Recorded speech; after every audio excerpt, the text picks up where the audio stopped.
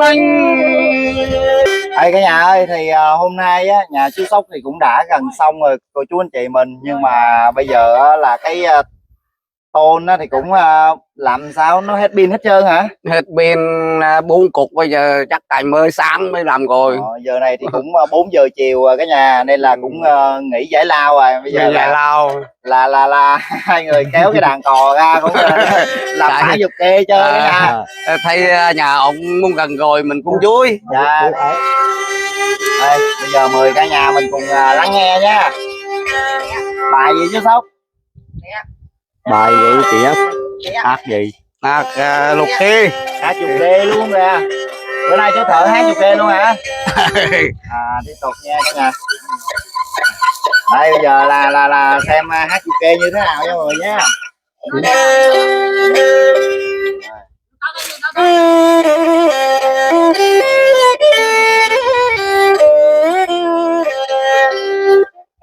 Từ đó từ nào tàu bắt chiến, tàu bắt cái chiến.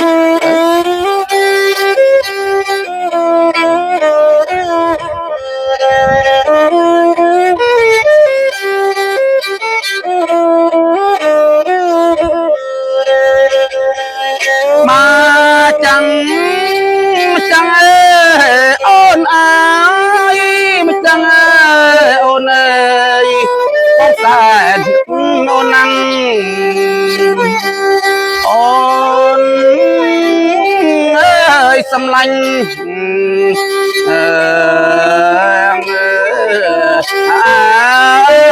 Ơi xâm lanh đùa nghề chất ơi mẹ mất xâm lanh đuông chất ôn ơi.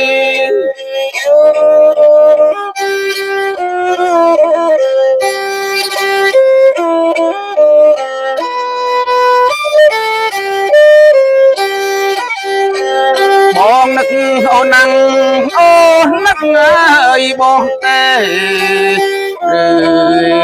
mùi nàng ơi miếng mê ô nâu ai na ô nâu ai na anh ơi ô nơi tâm lành anh ơi ô nơi tâm lành.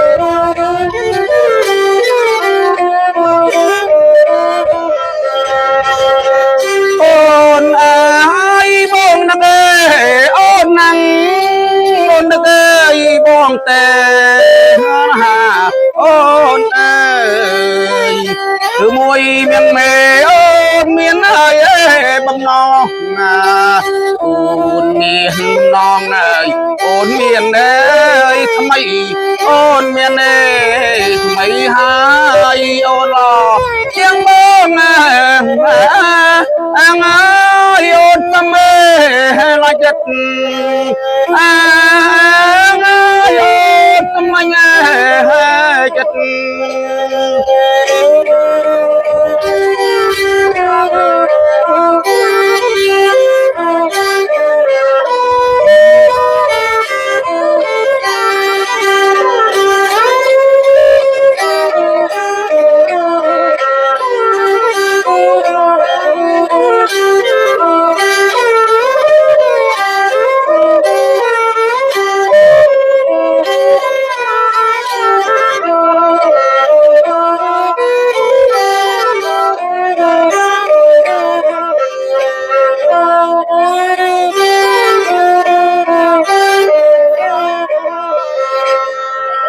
Còn bài nào mà hát hay nữa không?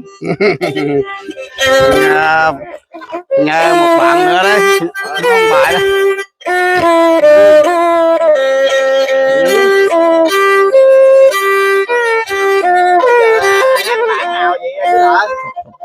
bật nè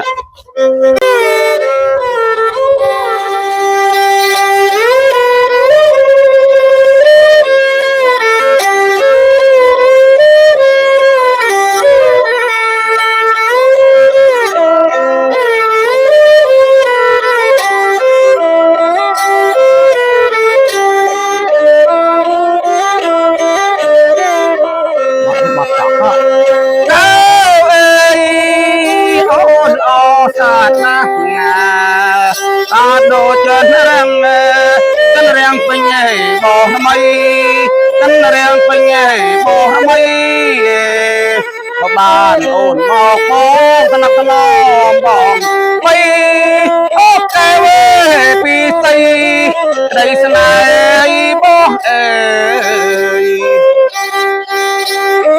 bông sen sơ lanh bông sen sơ lanh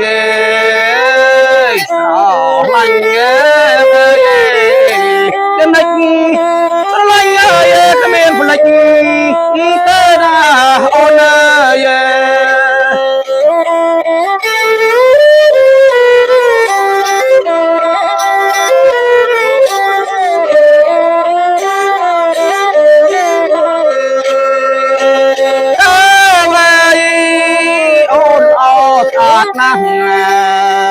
ta đồ chơi răng chân răng pin nhảy bò mây chân răng pin nhảy bò mây bà bạn ôn màu có cái nom còn bay sao mai pi say cái sân này bông ơi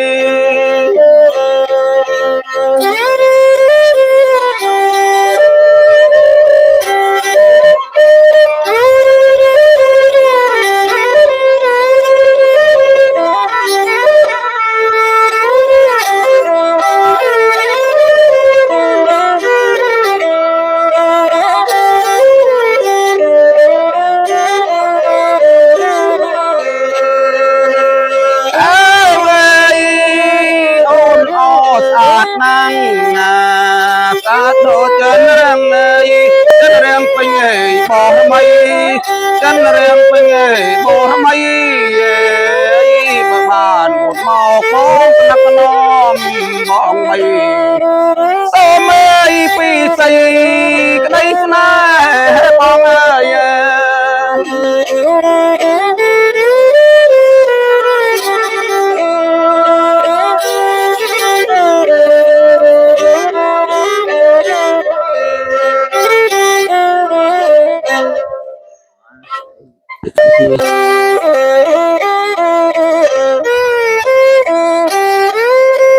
một tầng cái đâu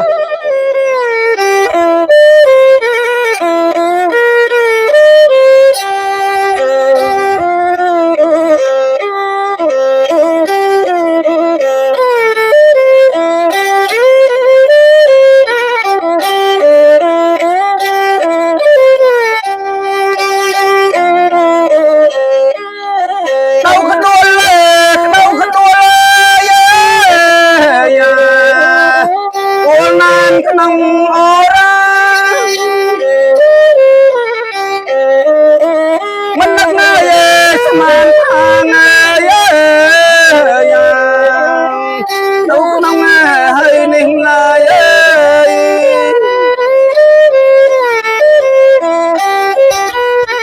đâu có đua lời đâu có đua lời đâu có nông ô ra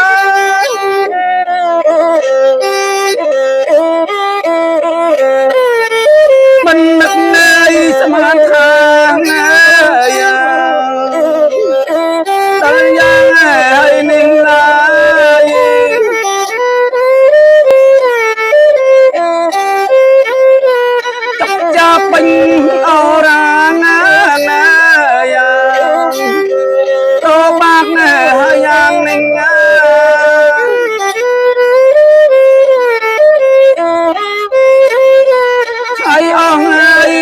mà địch mẹ mẹ mà địch na la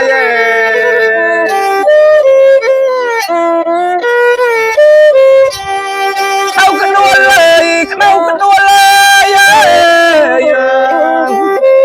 mình cái nòng ô ra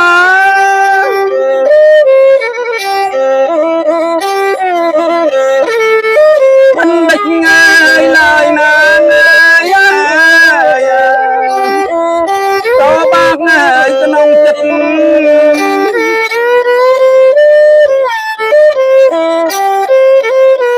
nai ai cầm nịch nai soi lạnh trai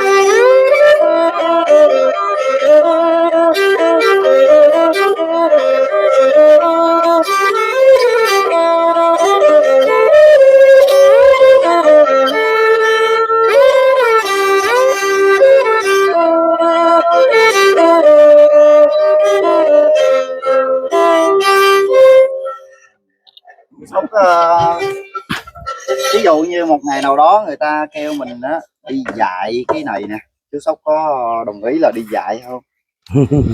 Hả? Hả chú Sóc? Chưa biết được. Dạ nói chung là mình không có biết được phải không? Tại vì á, con cũng có nghe nói á, là người ta cũng cũng như là nhà chùa gì đó cũng muốn là mời cũng như là chú nè, cũng như là đi dạy cái bộ môn truyền thống của mình là nhạc gáo phải không? Lần gáo. Đờn gáo đó, là ở trong chùa, dạy ở trong chùa á. Thí dụ như người ta kêu thì chú Sóc có chấp nhận đi dạy không? Đó là tôi cũng chưa biết được.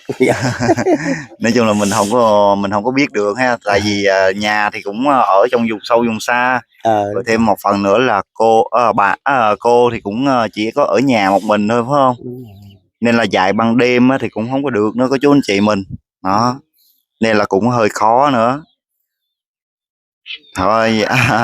Nếu mà nói chung là chú Sóc cũng chưa có biết nữa cô chú anh chị mình ơi. Thôi vậy vậy nha chú Sóc nha. Rồi. Dạ dạ.